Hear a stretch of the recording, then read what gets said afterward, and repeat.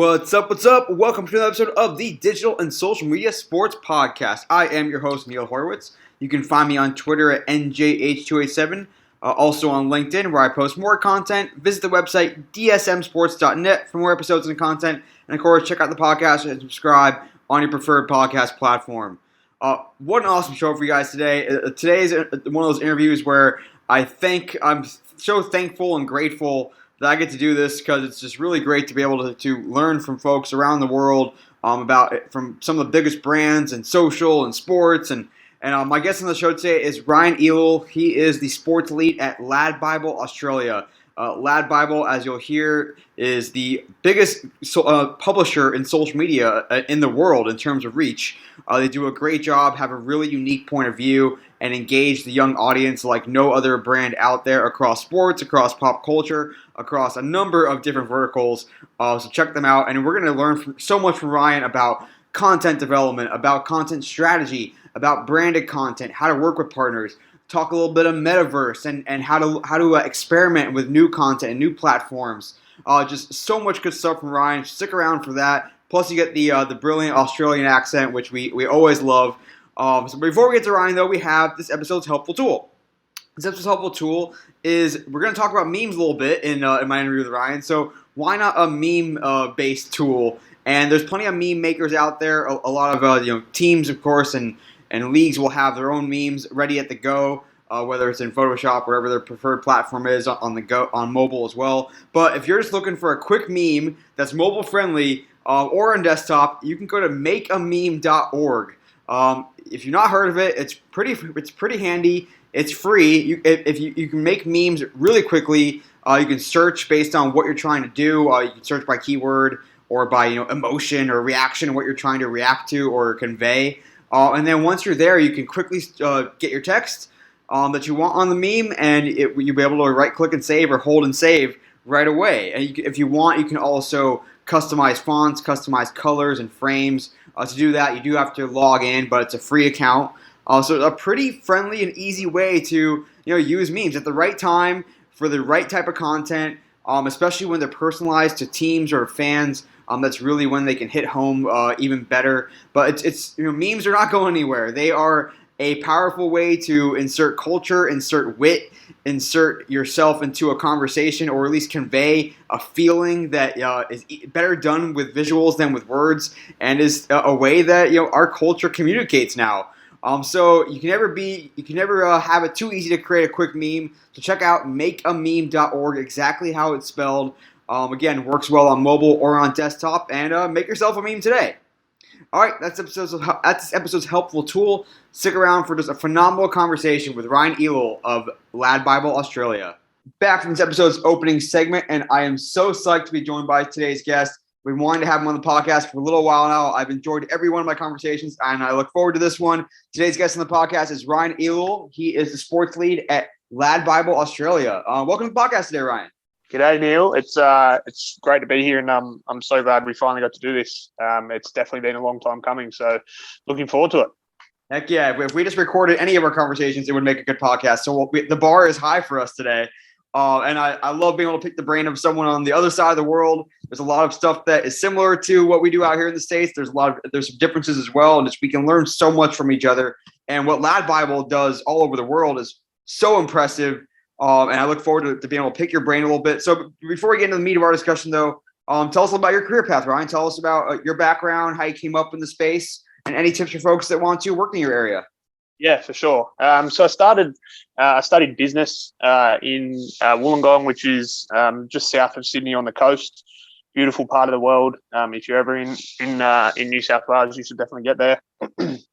Studied business. I did a double major in marketing and public relations, and I knew when I started there that one of my goals was I wanted to work in the NRL. The NRL is the National Rugby League. It's the governing body for the Premier Rugby League competition in Australia, and I followed that sport as a youngster and have continued throughout my life.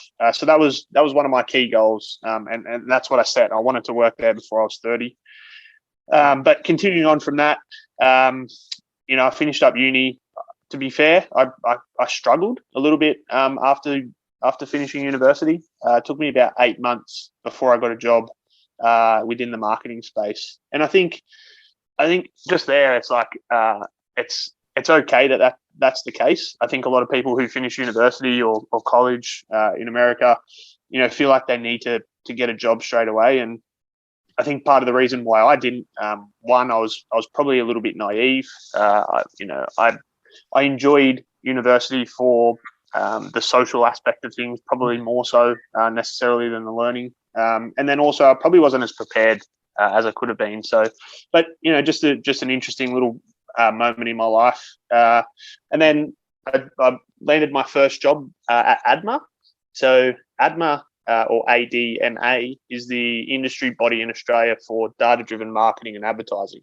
Okay. So it was actually a perfect start to my career because I'm at this industry body who, at the core of their job, focused around all of the people within Australia and all of the businesses within Australia who worked in that marketing and advertising space. So, a few years down the track, after working through, a marketing assistant role and then into a coordinator role across traditional marketing and also digital, I ended up with my first connection to the NRL. My boss at the time, really funny story. She one day came in and she said, "Hey, just so you know, we're heading to the NRL today. We're going to pitch to them about ADMA membership and what it means. We're going to try and get them on board." And I was pumped. This is unreal. My worlds are starting to collide. I can start to see, there's perhaps an opportunity that I'll, eventually land that dream job. And we got to the interview, to the meeting, and my boss pretty much, she would say it's unprofessional, and when I look back today, it probably was. But she pretty much just said, "Look, we're actually not here to talk about membership. We'll talk about it for a couple of minutes, but I just want to tell you about Ryan and why you should bring Ryan on to work at the NRL." And she, it's completely a blindside for me. I didn't know she was going to do that. But that one conversation, that one act, eventually led to me being hired there, which I'll get to in a sec. Yeah. I continued my time at ADMA, and then a role came up at the NRL probably about 8 months later. I applied for the role, didn't hear anything for a while, and then I got a call from Nicole Cheshire, who eventually would become my boss at the NRL. And she said, "Hey, Ryan, I remember you from, when you came in from ADMA. So sorry that we haven't got back to you. We've gone through about 300 different applications of people who've applied for this role. We'd love to get you in for an interview." And then that was history. So Nicole, who I met at that time with my boss when I was at ADMA, was the person who ended up hiring me. She was my manager for the first couple of years at my time at the NRL, and we continued to be really close friends. And our work lives have just crossed paths again, which I'll touch on a bit later. So that took me to my time at the NRL. Yeah. And the NRL was it was an amazing 6 years. So I was fortunate enough to be there for 6 seasons. Landed there well before my 30th birthday, which was fantastic as well to be able to achieve that goal so early.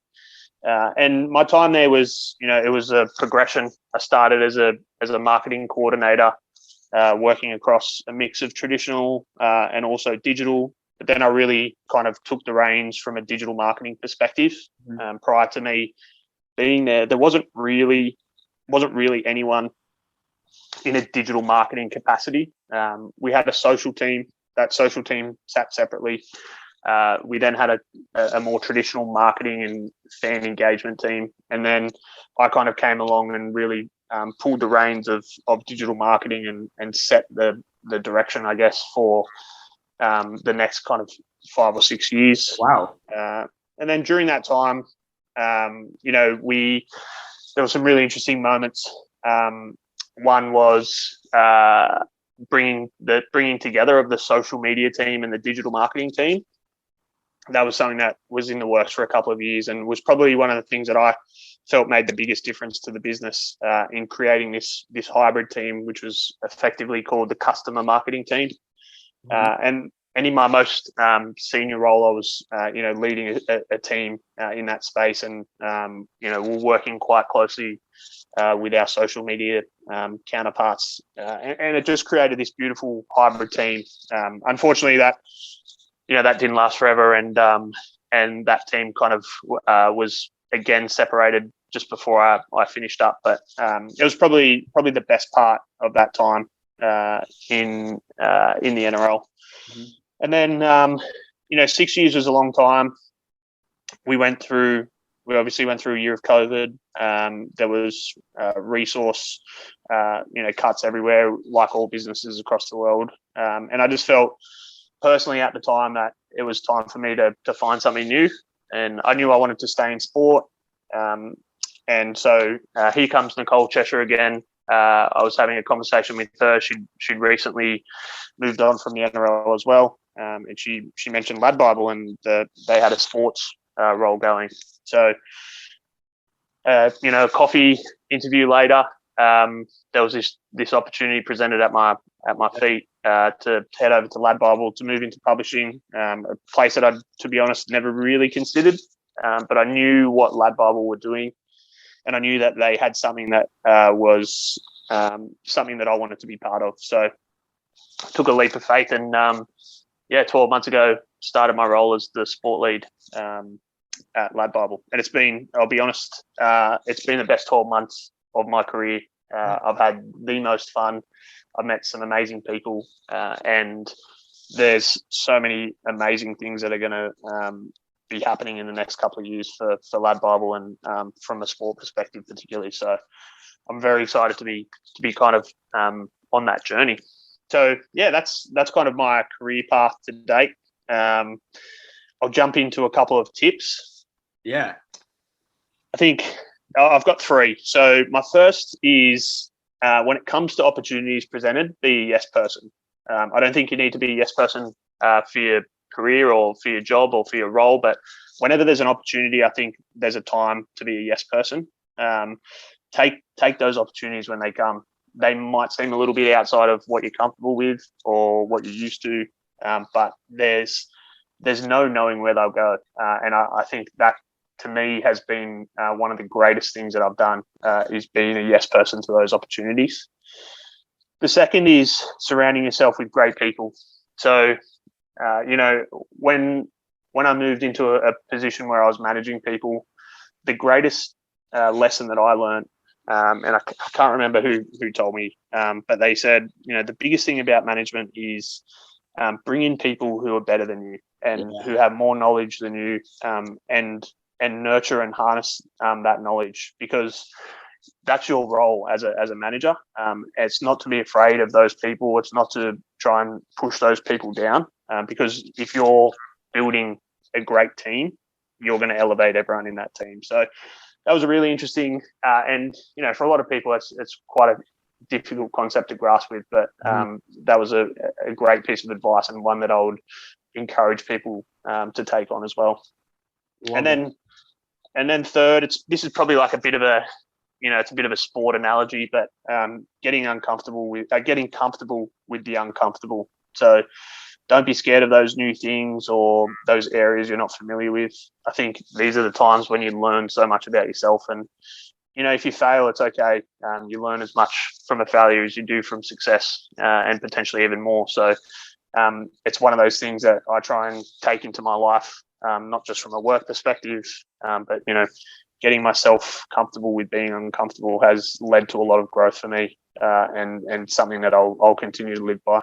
So that's my three tips for people, whether they're starting out their career, they're in a bit of a funk, or they're well through their career. I think those tips have helped me and will continue to help me as I grow. For sure, all very good ones to take to heart and to practice as well.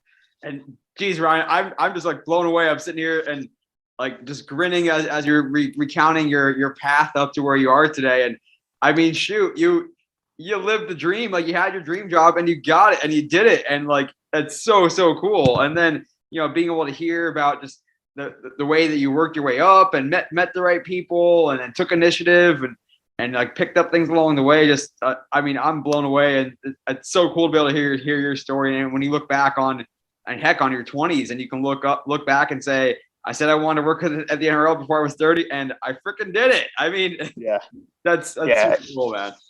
It's one of those things, and I'm thankful for the opportunity to be able to chat to you, because you don't really get these moments to reflect like that. And I think the biggest takeaway for me is just that I'm just grateful for all of those opportunities and grateful for where I'm at. And yeah, it's been an exciting 10 years to start my career, and I can't wait to see what else is in store for me in the future. Totally. Yeah, I want to definitely get into some of the learnings from your time with the National Rugby League. But before we go on, just for any of our listeners who are not sure, LADbible. I think when you and I connected a while back, like I think I described LADbible, or what I thought it was kind of like a Bleacher Report or a BuzzFeed or something in between. Like, how would you describe LADbible to folks, especially out here in the States, that may not be as familiar with it?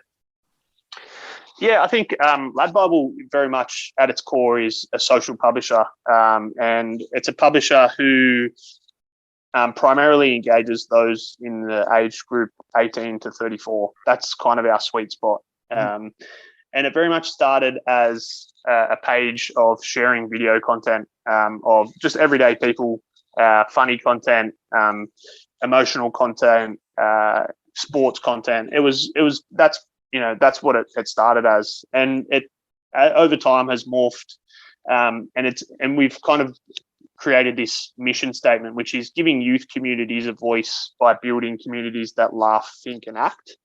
And so those three pillars of laugh, think, and act, they guide us in all of our decisions, in all of the content, the platforms that we go to, the partnerships that we create. They all fall back into making that community laugh, think, or act. And so I wouldn't necessarily, I wouldn't compare us to probably anyone. We've got 10 verticals, and those verticals are continuing to grow. So we've got, LADbible, which is a little bit more, pop culture and entertainment. We've got Sport Bible, which is, as it says, it's sport. We've got Gaming Bible, we've got Food Bible, we've got Odds Bible, and then we've got the whole UniLad arm. So we've got UniLad Tech and UniLad Adventure. UniLad's a little bit more underground, a little bit more niche.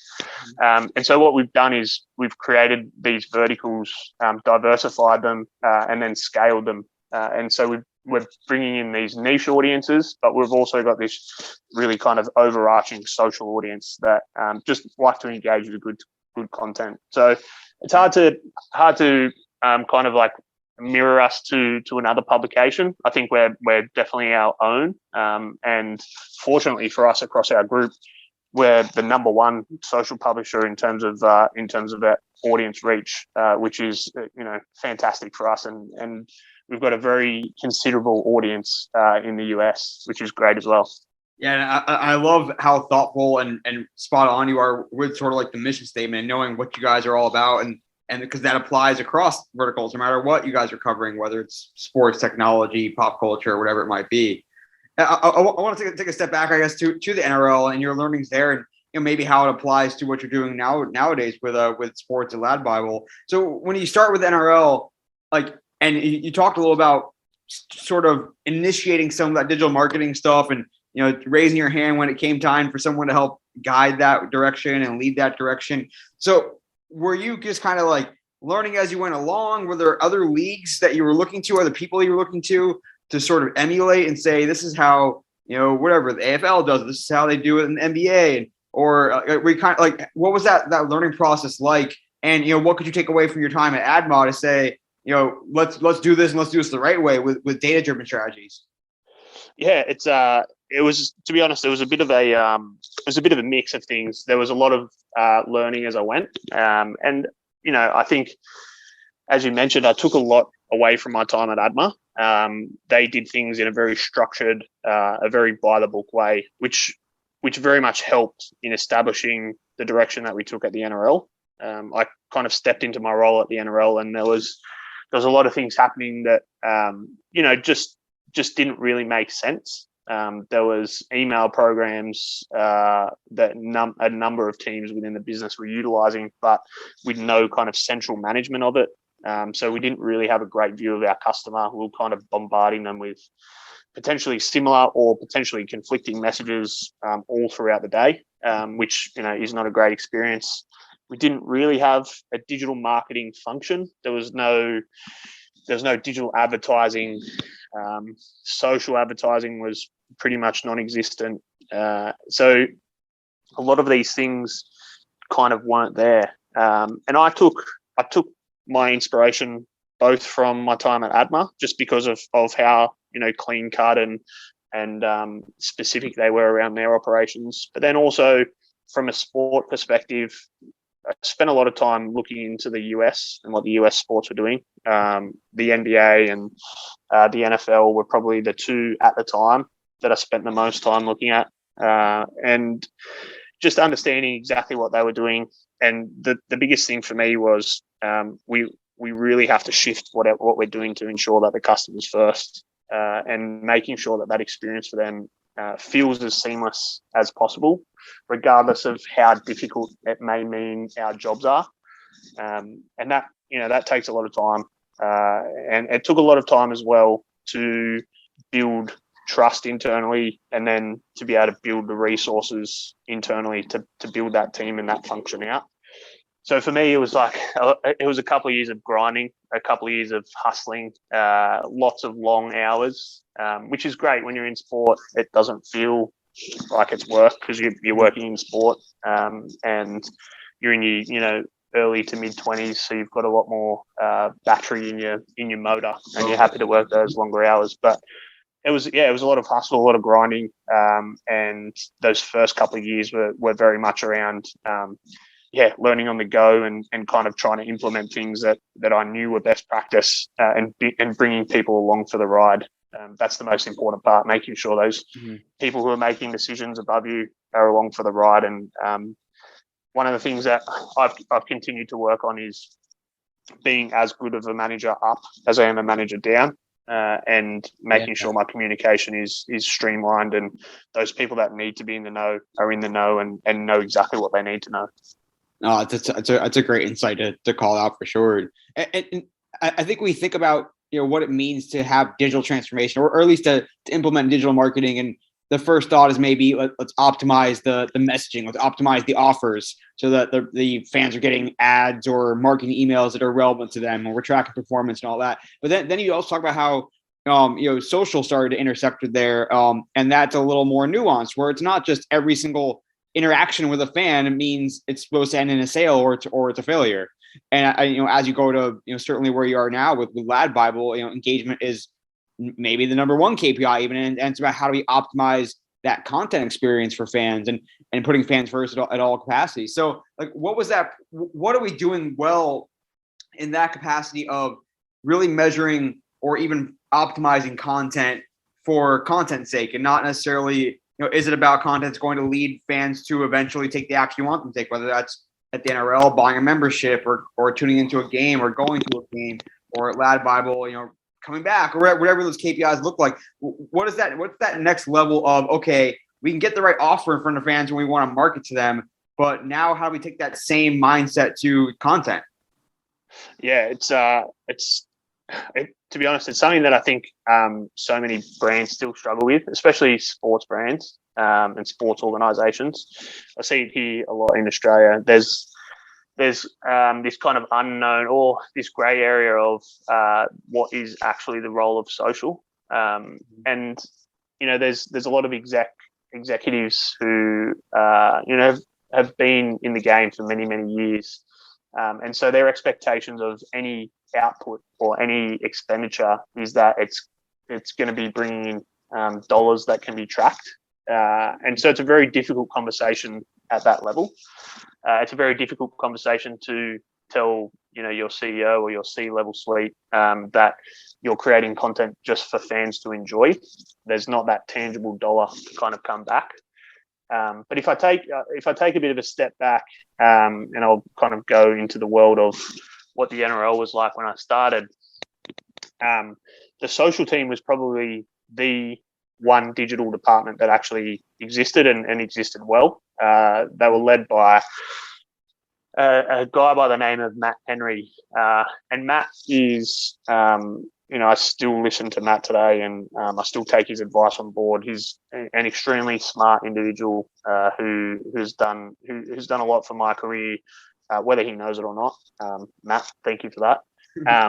And he created a team that was very much focused around content, and he was able to sell in the idea that the social team should be assessed on how they grow an audience and how they engage that audience, and nothing else, which was fantastic. Fantastic to have a team that could do so. The challenge, though, was for us who were in marketing, who we obviously throughout any campaign, we're working quite closely with social. They're the voice of the NRL. They're the closest, aside from email, to touching and talking to our fans. The challenge was that our goals were very revenue focused, and so we're trying to align and work together on achieving revenue goals from our perspective. The social team, they're focusing purely on growth and engagement, and it led to this kind of very interesting friction within the business because our goals weren't aligned. And so I think the first thing that businesses need to really understand is, well, how do we align goals across departments? Because I think without that, you're ultimately just going to end with these exactly the same friction points, where one team are given very clear KPIs around audience and around engagement, and then another team are very clearly given revenue goals, but those two teams have to coexist together. So setting really good goals across teams, I think, is extremely important, and it's definitely something that we learnt along the way. We were able to, I guess, get to a point where it made a lot more sense for both teams. Both teams had an understanding of, well, from a digital marketing perspective, how can I actually help the social team? How can I drive more data so that we have more first-party data? How can I use our channels to drive people to social? And then vice versa, the social team were able to understand, okay, I understand now how I can actually help drive revenue.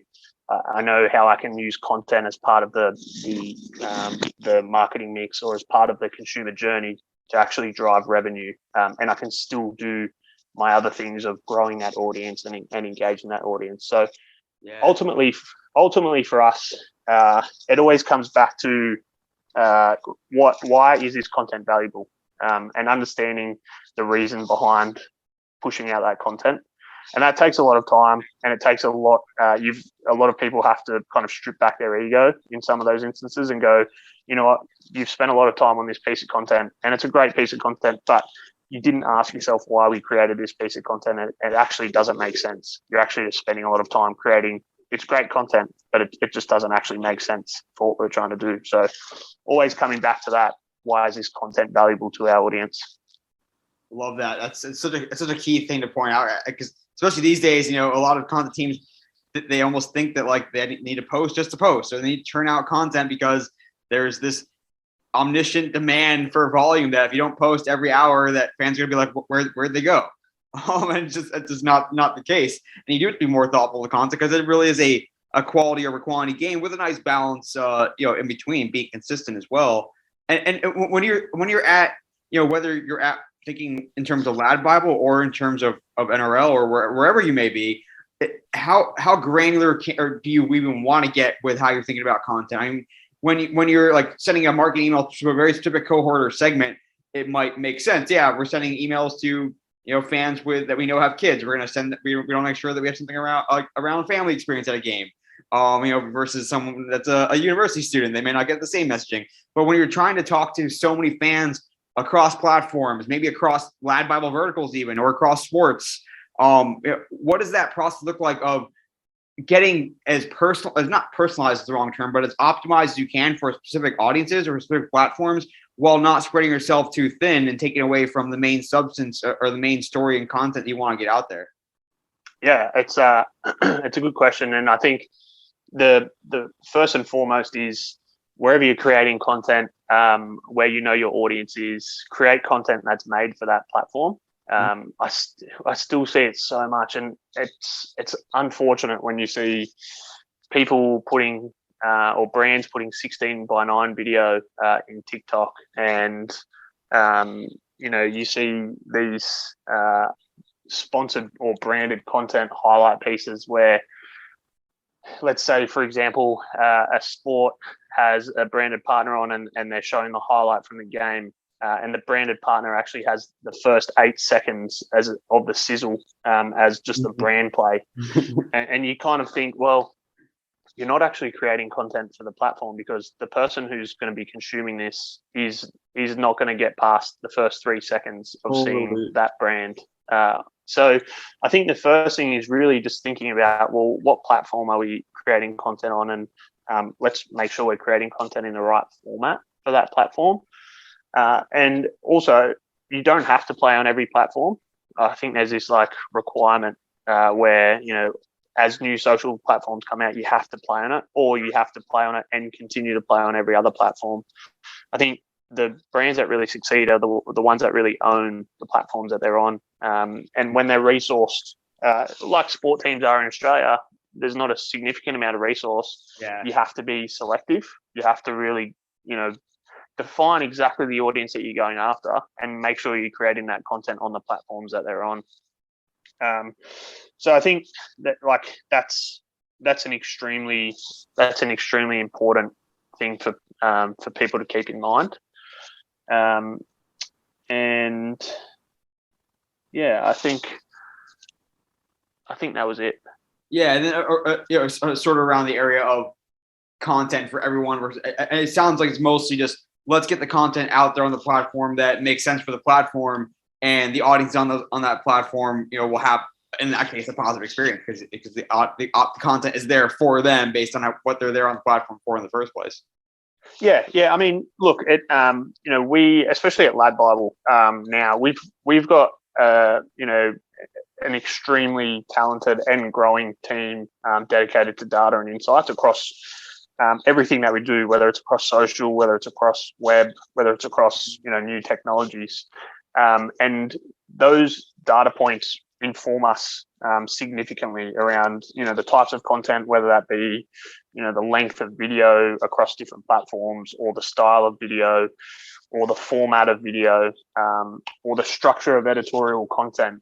We're taking those insights in real time to be able to deliver the most appropriate content.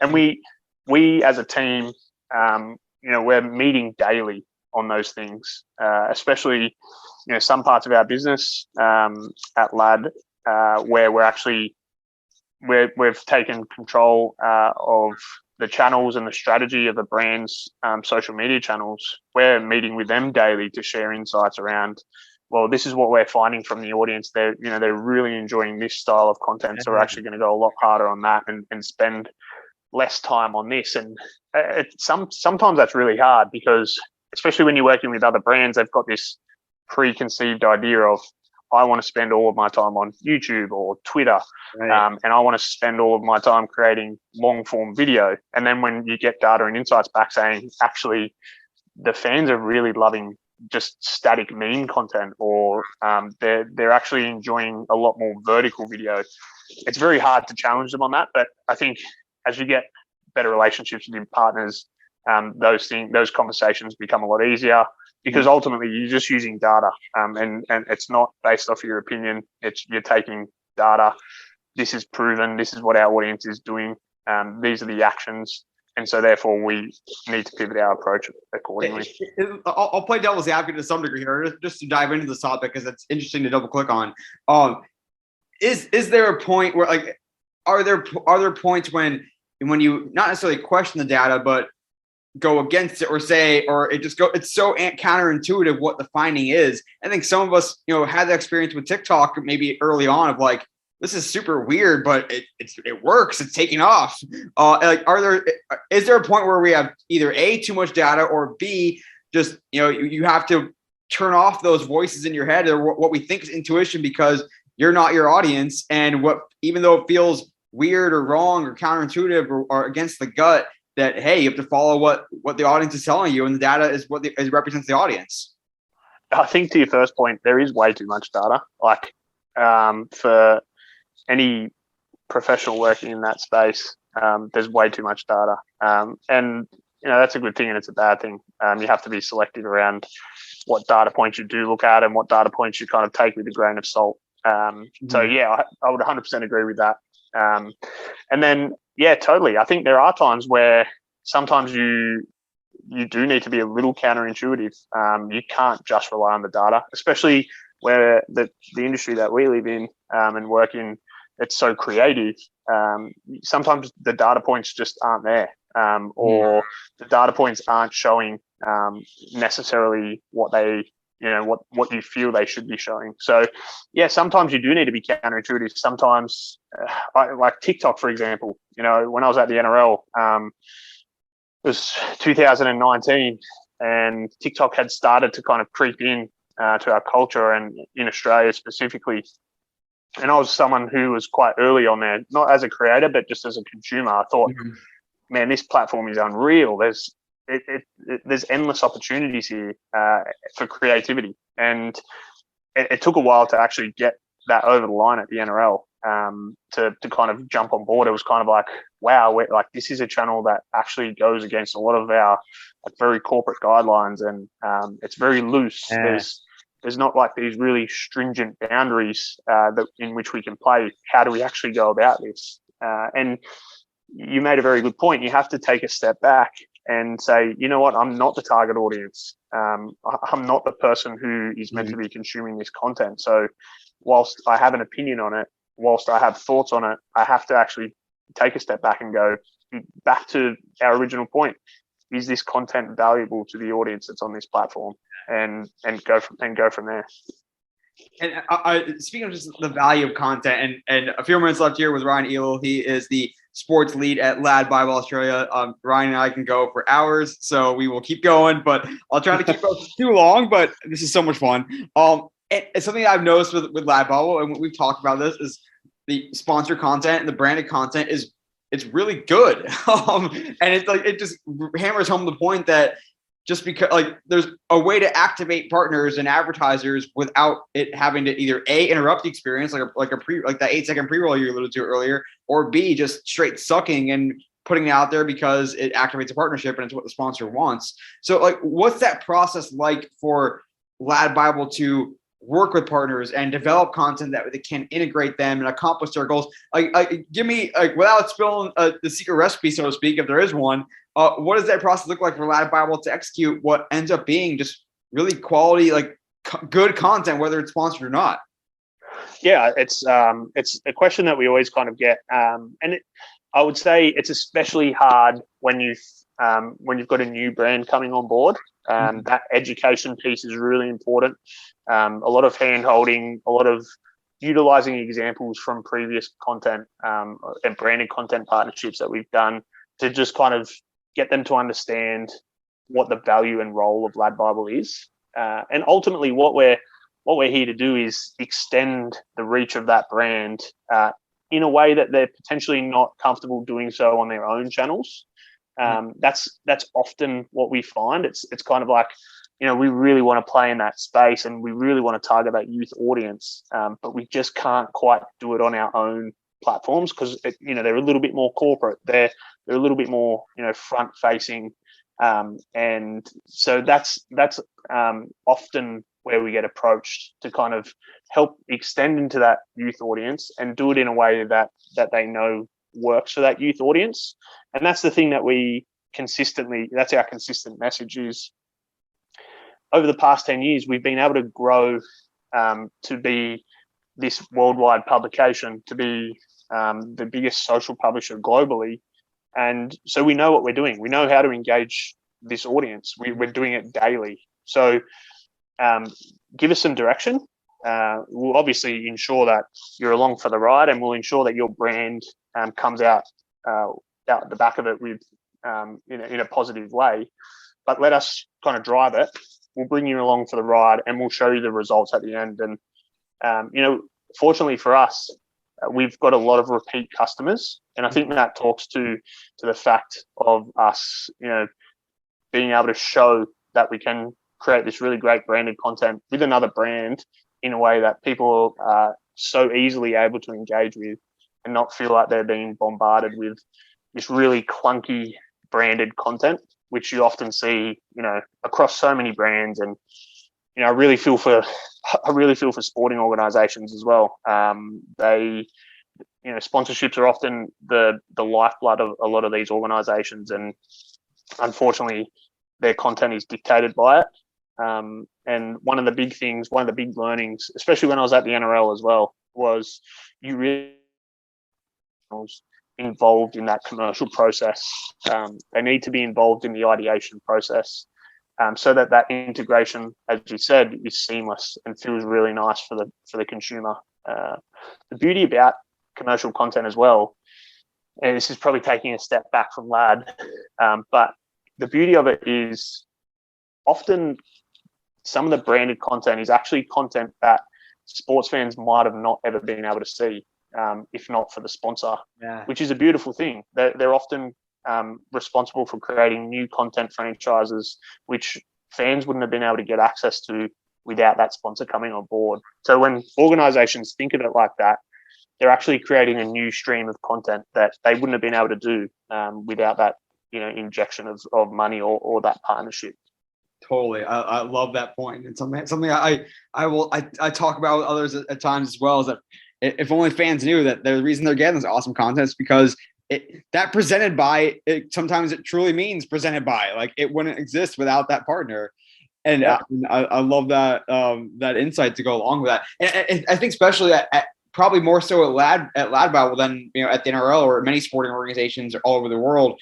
Like, do you guys almost have to take pride in being willing to say no? It doesn't mean you have to say no every time, but if a partnership's not going to work because the sponsor wants just to copy and paste what they have, and you guys know it's not going to work, or it's not good, like, do you almost have to be willing to say no, we're not going to do this because it's not going to be good for you, for the fans, or for anybody? Yeah, I mean, sometimes you kind of do need to take that approach. I don't think it ever really gets to that point, fortunately, but we have to be conscious of the fact that we're also we're engaging an audience, and we can't jeopardize the engagement of that audience and the growth of that audience by putting something out there that we don't truly believe has value for them. So it's definitely something that we have to continually be conscious of. And I think fortunately for us, we've been able to work with so many brands here in Australia and globally that are prepared and are prepared to be taken on the ride and on the journey, and understand that they can't just put a 30-second TVC on our social channels and be done with it. So we're in a fortunate position where we haven't really had to do so, but it's always something that we do need to be conscious of. No, totally. It's like a lot of times we throw around the terms advertising, sponsorship, partnership. We throw around all these different terms, frivolously. And in reality, there's a difference between an advertiser and a partner. And a sponsor, a partner is someone that wants to collaborate, work with you on things and work so that everyone wins. Whereas an advertiser, advertisers are not working with ESPN necessarily directly on what they're putting out there. They're buying the airtime. And so it's that nuance, which again, we throw these terms around so much, but there are differences. A pre-roll ad is not the same as a sponsored piece of content, which a partner has collaborated on in theory. And you're exactly right. I think making sure that we're clear on that nuance is very important as well. I want to touch on a couple more quick things here with you, Ryan, before we get to the shareable stat. And there's so many things we can go through, but it's the idea of trying out new things. I know that LADbible has gone after newer platforms, newer forms of activation. And what's that process like of working with either a partner or even internally saying, hey, we're going to try something new. We're going to try something in the metaverse. We're going to try something on this newer platform. And we don't know if it's going to work. Maybe we think it's cool. Here's what we think success will look like. It may not, even success may not equal, our worst posts on other platforms, but this is what we're shooting for. And we want to experiment there. And maybe the partner wants to experiment there, knowing that the metrics are not guaranteed. So what is that balance like of taking those chances with or without a partner, and understanding that, hey, if we failure, success, we don't necessarily know what it's going to look like or where the outcome is going to be. Yeah, I'd say first and foremost, the beauty about LADbible is the way that the business is structured allows for the leaders in the business to really have a really good view of what's coming and what's ahead, and that's primarily their goal. Their goal is not to be kind of stuck in what's happening right now. It's to really prepare the business and ensure that we're across different technologies or platforms or experiences, and always be thinking months and months ahead.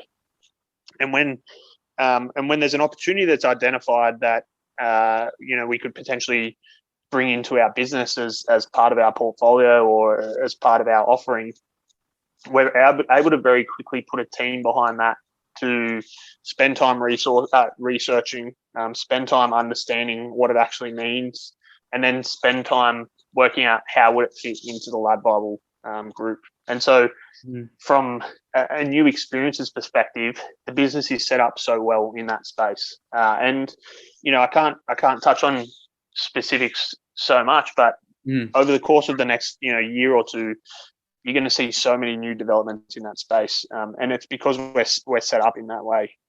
I think when we start to talk about, how do we actually go about doing that from a branded perspective? There's probably been a couple of instances, like from TikTok. Let's say TikTok, for example. From a publisher perspective, I still don't know if people are utilizing TikTok or publishers are utilizing TikTok in the way that they could be.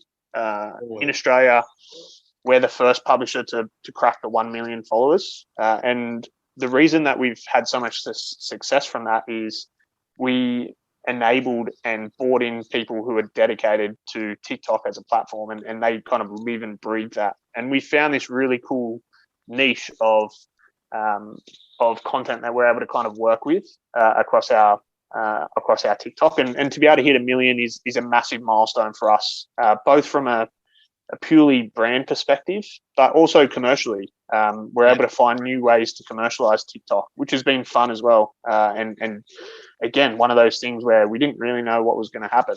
We didn't know if it was going to be successful, but we've had a number of brands who we've worked with from a commercial perspective on TikTok, and have been able to extend their reach on TikTok or help them make a leap into TikTok, or helped them grow their own TikTok channels. So that's a really great example of somewhere we didn't really know at the time where it was going to go or what use it was going to be. It was kind of like we know that there's value here, and so we're going to spend a lot of time here. Another example is last year with one of our fantastic partners, Amazon Prime Video here in Australia. They were releasing Wheel of Time, which is one of their big series. It was a book series turned into a TV series, and they wanted to make a big splash. They wanted to do something different, and that's always a great thing to hear. It's like, okay, cool, you want to do something different? Well, we'll give you like something that's different. So we partnered with Gabba, which is it's a metaverse platform. You can create your own avatar, build worlds in the metaverse, and we essentially recreated 9 important areas from within the Wheel of Time series. So we're talking castles, we're talking farms.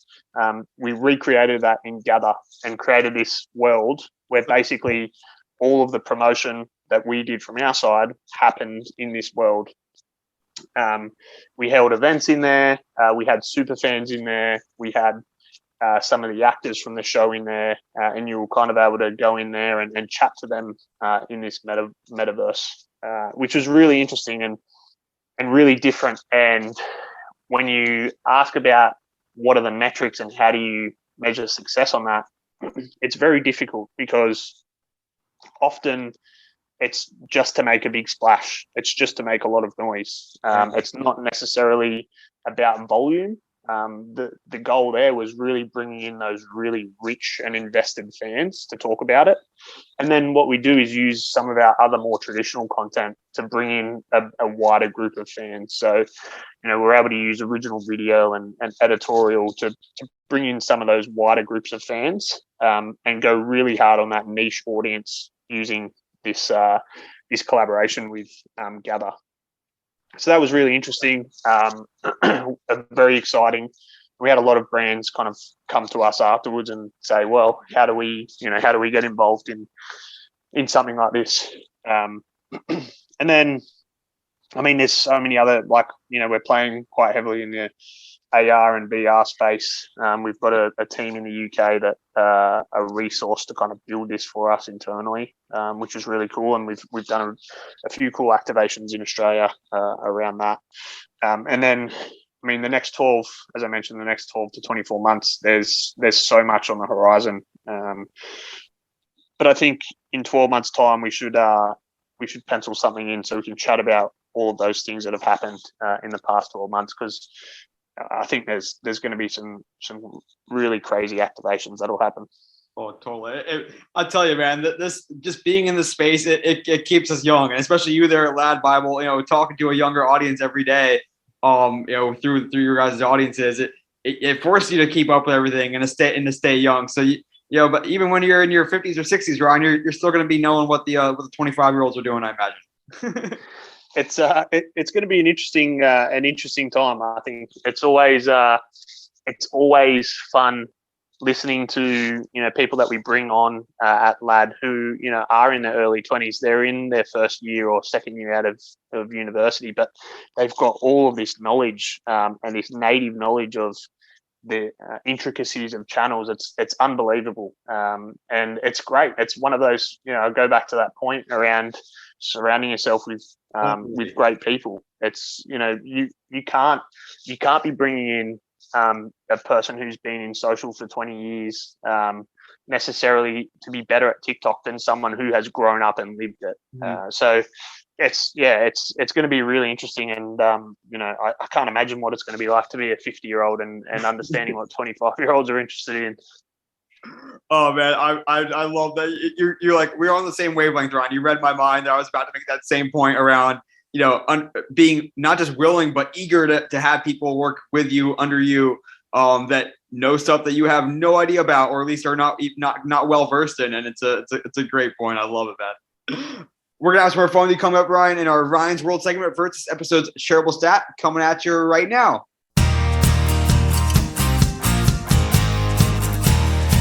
So much fun talking to Ryan and picking his brain, learning from him. We geek out together quite a bit on conversations that we don't record. But this one was just so good, and you're gonna have some more, learn some more, and have some more fun with Ryan in the Ryan's World segment coming right up. So stick around for that. But first, this episode's shareable stat. This episode's shareable stat was shared by the FanDuel Group CEO at a recent event over Super Bowl weekend, when they had Bloomberg Business had a bunch of leaders and movers and shakers in the sports industry speak on panels. And the FanDuel CEO was talking about, what do you expect her to talk about? Sports gambling. You're going to see a lot of sports gambling ads on Super Bowl Sunday, of course, and you'll have seen it by the time you watch this. And there's plenty more businesses continuing to compete in the sports gambling space. And one reason why it's compelling to several parties is a stat that Amy Howe, the FanDuel Group CEO, dropped during her panel, when she said that according to their studies, according to research, I'm not sure if it was them or another party, that fans who are betting, who are sports betting on a game, are 70-80% more likely to watch the game.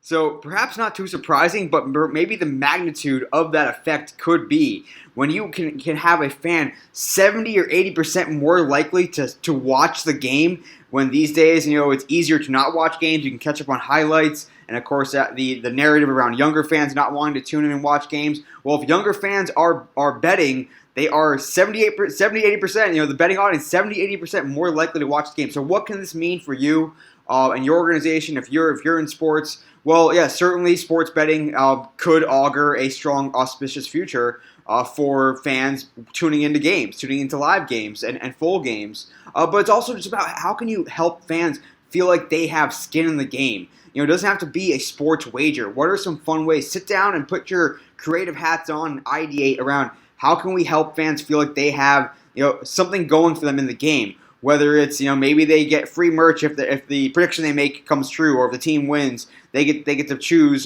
before the game of what they get as a prize. Or maybe it is friendly social wagering, Or certainly we've seen plenty of prediction contests come up and sweepstakes, or fantasy continues to play a role as well without money at stake.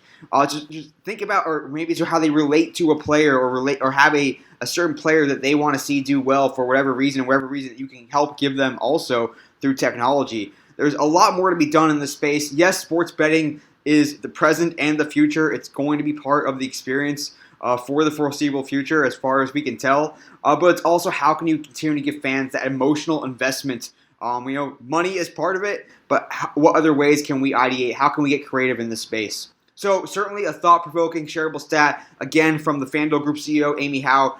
Fans who bet on the game are 70-80% more likely to watch the game. Powerful stuff. Have a conversation about it. Think about it. Ponder it. More importantly, stick around for the Ryan's World segment, because we're going to have a lot more fun and learn some more from Ryan in that. Back from this episode's shareable stat, and I'm joined once again by Ryan Ellul. He is the sports lead for LADbible Australia. Ryan, just amazing stuff in your interview. You kicked ass. Are you now ready to enter Ryan's World? Mate, let's do it. Let's absolutely bring it home. Let's go. Hell yeah. Number one. This can be a hard one. So you've been with Sport Bible, LADbible Sport for a little while now, not too long, over a year. And so tell me your favorite sport story or content piece from your time there so far.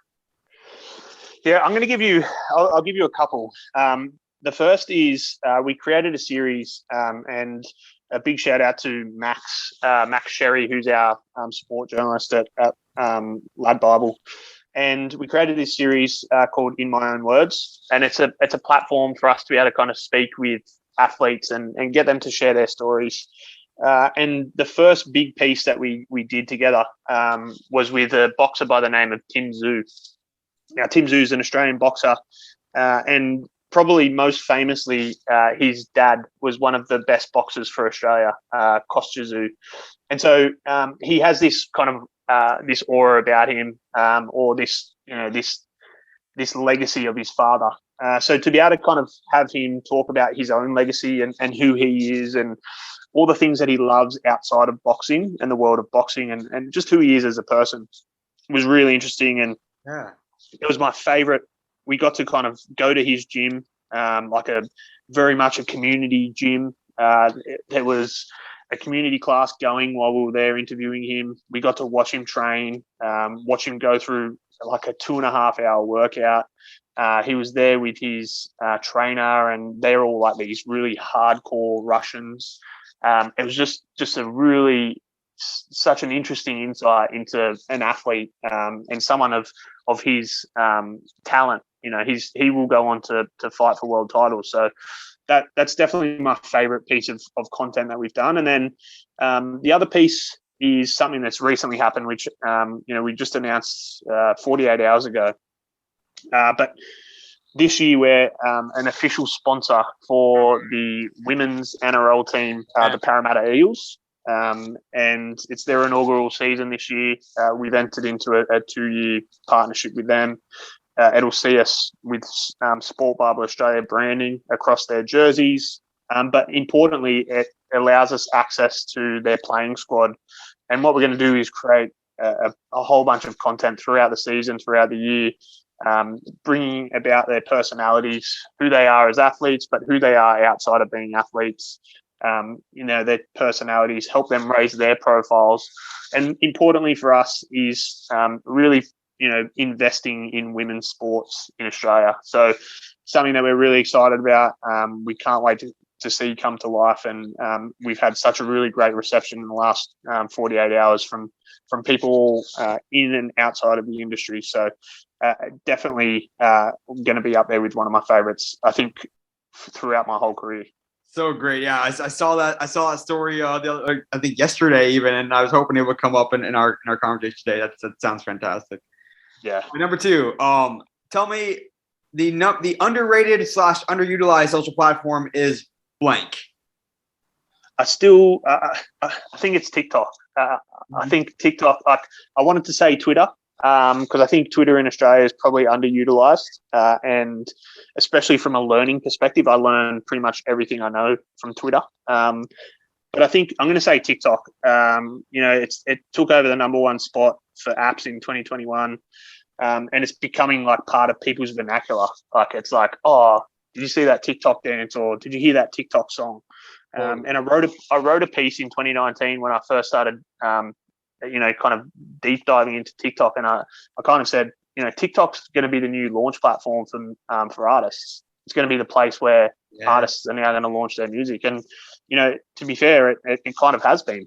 There's been so much new music that has originated on TikTok. So I think, it's an amazing platform. It's built on creativity. And, I don't know if you know this story, but there's a young TikToker from the UK, Francis Bourgeot, I think his name is, and he's got this amazing passion for trains and train spotting. So he literally just creates videos of him at different train stations or different areas with steam trains and electric trains and all these trains flying by, and he just gets so excited. He's got this camera that sits over his face, which has got like that fishbowl effect, and you can just see the joy in his face. So he used TikTok to create to create content about trains. Recently, he just signed a deal to be the face of Gucci and North Face collaboration, which is unreal. Like, I think it just shows the power of TikTok as a platform for creative. So I think, you can get on TikTok. It doesn't matter what type of business, it doesn't matter what kind of person you are. You can create content about things that you love, and you'll find an audience. And if you do it well, you can engage them and create a massive following. Oh man, that's great. I need to put you in touch with some of my friends at ByteDance, because they would love that, just that answer right there. All the above. Number 3, tell me which American-based, U.S.-based sports league and which U.S.-based sports athlete are the most popular in Australia out there? It has to be the NBA. I think the NBA is the most popular sport league. I think there's some contenders, the NFL, college football, even the PGA Tour. I think it's starting to increase in prominence over here in Australia, but I definitely think the NBA is far and above beating the rest. And then it's really hard to go past LeBron James from an athlete perspective. I think you start to see in the last couple of years of his career, Tom Brady started to kind of harness social a little bit more. Probably because he, realized that his career was coming to an end and needed to ensure that, he built an audience and can remain relevant post career. But you couldn't go past LeBron James. That would have been my guess as well, as LeBron and NBA. So that's good to know that I'm on the right track there. Yeah. All right, number 4. Let's stay in Australia. Tell me, among the sports leagues in Australia, which one are you buying stock in today, and why? If I was buying stock and I wanted a conservative return, I'd invest in the AFL. They run a really good operation. They're investing significantly into the women's game. They're expanding into the Asian market really well, and they've also got a really strong membership community. Their membership numbers are massive. They've got 2 extra teams compared to the NRL, but I think they've got something like 800,000 extra members across those teams compared to the NRL. So they've built like this really strong community around Aussie rules. And when you move, a lot of people say when you move to Melbourne, the first thing people ask you is which AFL team you go for. So I think I'd definitely, from a conservative perspective, go with them. If I was, wanted to take a bit more of a punt, I'd probably invest in the NBL, which is the local basketball league here in Australia. Yeah. And they're doing some really great things. They went through a bit of an identity crisis for a little bit, but they've now realised they're not competing with the NBA. They can't compete with the NBA. That's it's virtually impossible. But what they can do is they can be the second best league in the world. They can be a breeding ground for future stars. You see what happened with LaMelo. Came out here, absolutely killed it, and he's absolutely killing it now in Charlotte. And that's the thing that they can now do, and that's what they want to own, and they're doing it really well. They're powered by some really great technology and some really great people. So I think there's some interesting developments to come from the NBL. They're doing some great things. So if I wanted to take a punt, that's who I'd be punting on. Nice. So some good, well-reasoned answers there. I like it. Number 5, you're right. I mentioned this one. We didn't get to this in our interview, so we're going to get to it now. Um, especially with LADbible being such a global brand and reaching audiences all over with different types of content. How global is meme culture? Do memes traverse borders? Do they cross continents? Are the same memes that are taken off in the U.S. tend to take off in Australia and the U.K. and elsewhere? So tell me from your perspective how local versus how global are memes? Look, I think they are definitely global. There's especially now there's so many ways to be connected with with countries outside of your own, and I think that helps so much in that meme culture that people can very easily connect with memes that are created in the US or created in the UK or created in a completely different country to theirs. I think the beauty of it though is you can have these like global memes that everyone can resonate with, but then you've also got these very local memes that there would be certain people or certain images or certain clips that only people from Australia would know who that person is or why that's relevant. So I think it's both. Like there's a reason to say that they're global, but then there's also like these really like local memes, and I think that's the beauty of it. It means that it means that you can have a variance of content. Totally. If they are a reflection of culture in some ways or community, that they're very much is the global side of that and the the hyper localized side of that as well. I love that. Yeah, exactly. Number 6 for you, now that you're at a media company, a publisher, the biggest social publisher in the world. Tell me, what do you see as the future of the media business model? I mean, out here in the States, we've seen a lot of media publishers either consolidate, get acquired, shut down, play around with subscription models and sponsorship models. So, like, what do you see from your seat? What the future of the space is, in the years to come? I think one thing that will remain constant is those brands that will succeed are going to be those brands that provide that connection to a community or audience. Like you look at the NFT space at the moment, and the success from those it's people are able to foster an audience. Like they're able to create a connection to a community, and that's how they're creating success. And I think that's going to continue regardless of where that community or where that audience is playing. Those brands that will succeed are going to be doing that well. I think there's definitely going to be some consolidation, whether that's bigger media companies bringing in some of the smaller media companies, whether it's potentially social media publishers acquiring other social media publishers. I'm not really sure. I think there's so many possibilities in that space. I think broadcast, like original content, streaming, they're going to continue to rise of importance. And I think social platforms are going to play such a big role in that in the next 10 years. In Australia specifically, I think we're probably a little bit behind in that space, but you've got your Amazons and your Twitters and whatnot who are purchasing rights to NFL and NBA games, and so I think that will continue to evolve. I also think the broadcast and the streaming space is due for some consolidation as well in the next 10 years. We're currently, if you just want to watch soccer in Australia or football, you have to have like 4 streaming platforms to be able to watch them all, which is, it's a little bit crazy. So I can see some consolidation happening there to be, 1 or 2 big players. Advertising will still very much play a role. I don't think that will ever leave, but I think what it looks like will be different. There'll be a lot of scrambling in the metaverse around advertising. I've seen a couple of companies have kind of come out and already own like billboards in Decentraland and whatnot. So I think that will obviously play a role, but the format of it will be different. So I mean, I think the media business will be around, but I mean, the format of it is going to look very different. I think there'll potentially be a lot more like individual or consumer-led media as well.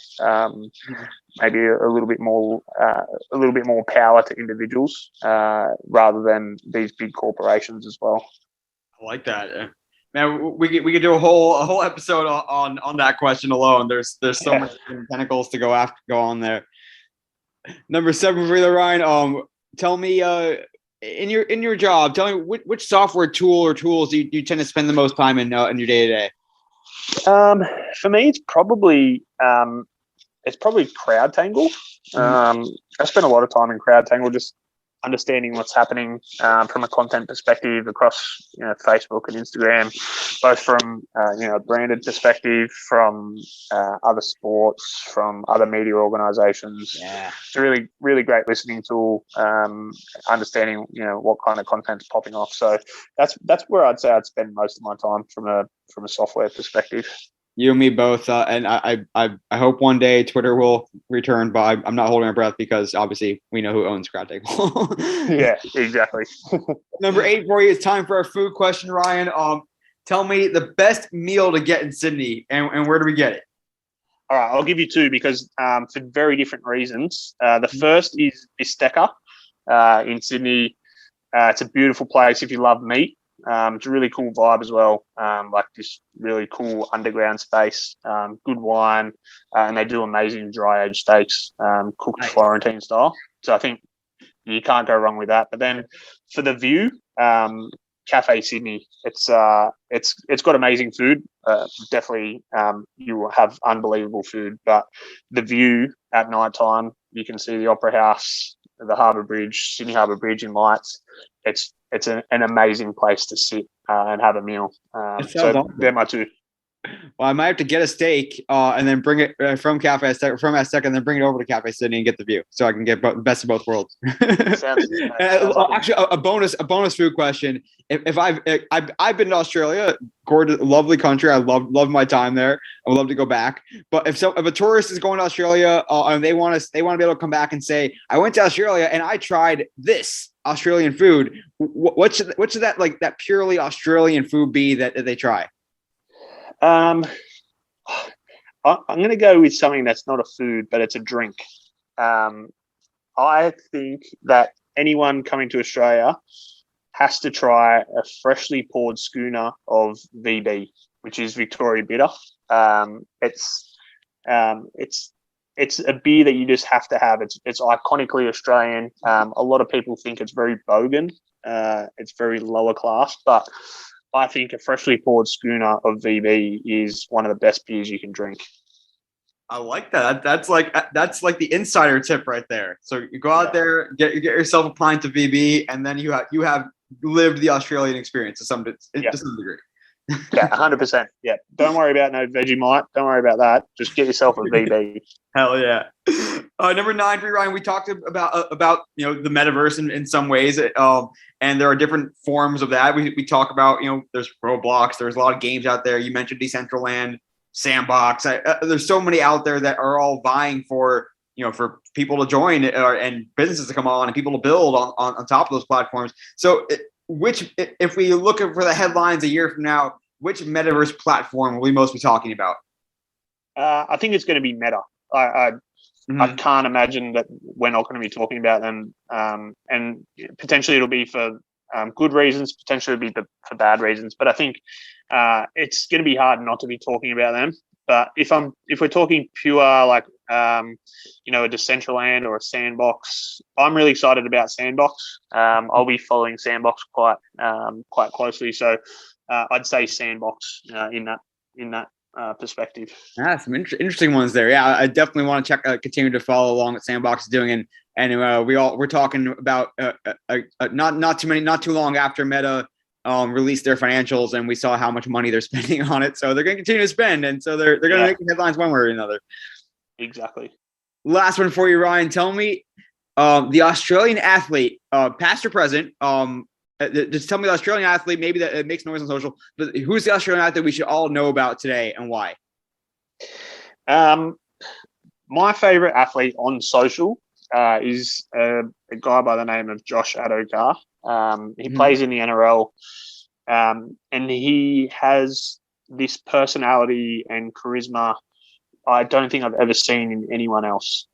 He's just genuinely infectious, and so many Aussies love him outside of being rugby league fans. So I think from a social perspective, he's amazing, and he's unbelievable on the football field as well. So I'd say Josh Adokar. Nice. Well, we'll have to check them out. I like that. All right, Ryan, we had a great time spending time with you in Ryan's world. Now we're going to give you a chance to shout out someone else. Tell us your social media all-star to follow. Just tell us who they are and why they're worth following. This one does not have to be a professional athlete, but it can be. Yeah, sure. I really like Jeremy Darlow. He's the author of Athletes of Brands too. His content is it's very much focused around athletes and brands and how to connect the two, and how athletes are shifting to be more of their own individual brands. I love his insights, and I've read his books. I think he's great. He's very true to his brand, which I love as well. I'd say Jeremy Darlow. That's a good one. I don't know if we had him on shout out before on here, but he's definitely a good one and does some great work. I know helping out athletes along with Open Doors as well, and did great work at Adidas before in long times. Yeah, great follow there. And how about you, Ryan? Where can we find you, as well as where do you want to send folks to check out LADbible across digital social? Yeah, you can find me Ryan Ellul 13 across Instagram and Twitter, and just my name across LinkedIn. And then for LADbible Australia, we're across all platforms at LADbible Australia. Definitely check them out. They're both LADbible and Ryan are fun follows, and they're doing just great work in the space. And I love all the content. I think you will too, and you'll learn from it. There's a reason why they're the number one publisher in the world on social. And Ryan, just cannot thank you enough for giving us some of your time today, lending some insights, some wisdom, some great anecdotes, and it's just fantastic stuff, man. Thanks, Neil. Just grateful to be here, and can't wait for some more of our future chats. Thanks so much. Thanks so much again to Ryan Ellul, again, sports lead for LADbible Australia. So much fun learning from him. So much fun talking to him and geeking out about all these things in the greater sports media space and the media space overall. Ryan just has such great insight into it all, and he's had great experience and really offered a lot of actionable insights and tips and things that can help us all in how we go about our jobs, whether we work in media or sports or anything beyond. But that'll do it for this episode of the Digital and Social Media Sports Podcast. Thanks again for listening. Again, I'm your host, Neil Horowitz. I'd love for you to connect with me on LinkedIn, where I post more content. Check out the website, dsmsports.net, for more episodes and content. Follow me on Twitter at njh287 and hit me up there as well. And, of course, follow along with the podcast for more episodes on your preferred podcast platform. Until next time, this is Neil Horowitz signing off for the Digital and Social Media Sports Podcast.